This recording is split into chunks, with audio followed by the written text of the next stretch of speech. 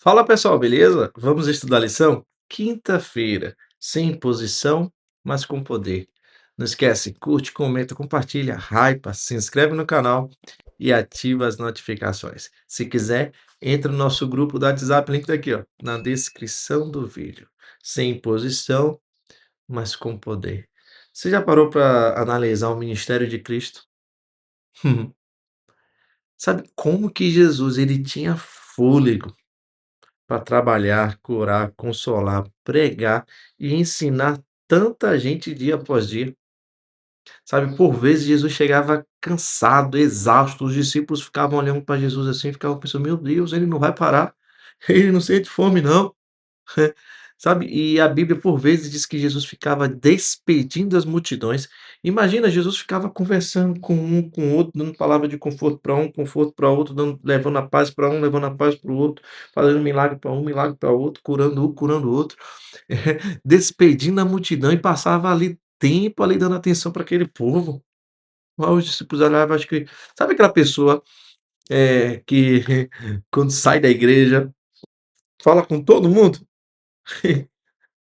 Era Jesus, eu imagino Jesus assim, saindo da sinagoga e vinha outro, vinha mais um, e ele lá, falando com o outro, sorrindo com um, sorrindo com o outro. Que Jesus, que fantástico. É assim que eu imagino Cristo. E de fato, a Bíblia vai nos dizer no livro de Mateus, no capítulo 9 no versículo 36 assim, ó: "Ao ver as multidões, teve compaixão delas, porque estavam aflitas e desamparadas como ovelhas sem pastor". Por vezes, a Bíblia vai dizer que quando Jesus via, Jesus tinha compaixão. Jesus ele se importava com as pessoas, ele amava pessoas. A lição que foi uma parte aqui que diz assim, ó, era o amor e a compaixão de Jesus pela humanidade que impulsionavam o seu ministério. Do mesmo modo, o amor de Deus em nós nos motiva a sentir o dever de conduzir pessoas até Ele e a sua verdade. Era o amor, né, e a compaixão de Jesus pelas pessoas. Sabe, às vezes eu olho para algumas pessoas assim, e eu tenho compaixão. E isso me motiva, isso, é um combustível para que eu faça um pouco mais, né. Eu aprendo a amar como Jesus amou. Isso faz toda a diferença no nosso trabalho, no nosso ministério, no nosso testemunho de Cristo. Sabe, eu não sei se você já olhou para um rosto, assim, de alguém que você não conhecia, e você ficava pensando: "Meu Deus, será que ela conhece o evangelho?" Poxa, será que ela conhece a Cristo? Eu preciso pregar, né, eu preciso falar de Jesus para essa pessoa. Não sei se você já parou, analisou para a pessoa e pensou na eternidade, na salvação daquela pessoa. Eu já passei por alguns momentos assim, né. E às vezes dá vontade de pregar, às vezes dá vontade de falar de Jesus para aquela pessoa, assim, do nada, do nadão. Você fica pensando: "Meu Deus, se eu não falar, ó Deus me dando oportunidade aqui". Jeremias ele sentiu algo parecido com isso. Na Bíblia, no capítulo 20, no versículo 9 de Jeremias, vai dizer assim, ó: "Mas se digo que nunca mais mencionarei o Senhor, nem falarei em seu nome, sua palavra arde como fogo em meu coração. É como fogo em meus ossos. Estou cansado de tentar contê-la. É impossível, né? É impossível.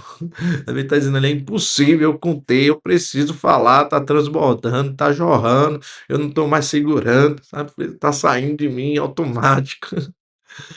Precisa ser assim conosco também. Nós precisamos desse, nós precisamos ter essa vontade, esse anseio de pregar, de falar de Jesus. Sabe, a gente agora também precisa ter um limite nisso aí, né? A gente precisa cuidar para que a gente não passe dos limites, para que a gente acabe não sendo inconveniente, a gente não queira forçar pessoas a aceitar, né?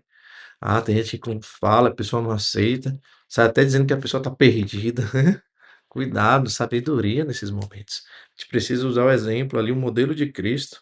E Ellen White ela diz assim, ó: "Não faz parte da missão de Cristo obrigar as pessoas a recebê-lo. Satanás e pessoas movidas por seu espírito é que buscam forçar a consciência.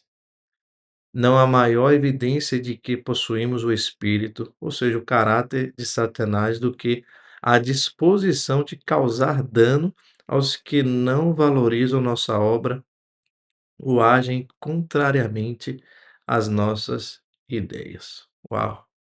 Sabe, a gente precisa entender que a gente não está aqui para forçar a consciência, né, de ninguém, forçar que as pessoas recebam Jesus. Nem Jesus fez isso. Por vezes, quando Jesus era rejeitado de algum lugar, ele ia embora. Falava: "Não, se as pessoas me receber, não é assim não, não". Ele: "Tá bom, tudo bem". Então permita que Deus faça de você um canal de seu amor, né, que você seja de fato testemunha de Jesus. Sabe, às vezes as pessoas podem até, rejeitar a verdade, mas isso não pode nos limitar, isso não pode impedir que a gente pregue, né. Pregue com amor, pregue com sabedoria e às vezes pregue sem falar, porque o seu testemunho pessoal vai falar mais do que quando você, às vezes, abre a Bíblia. Que Deus te use e te dê sabedoria. Até amanhã.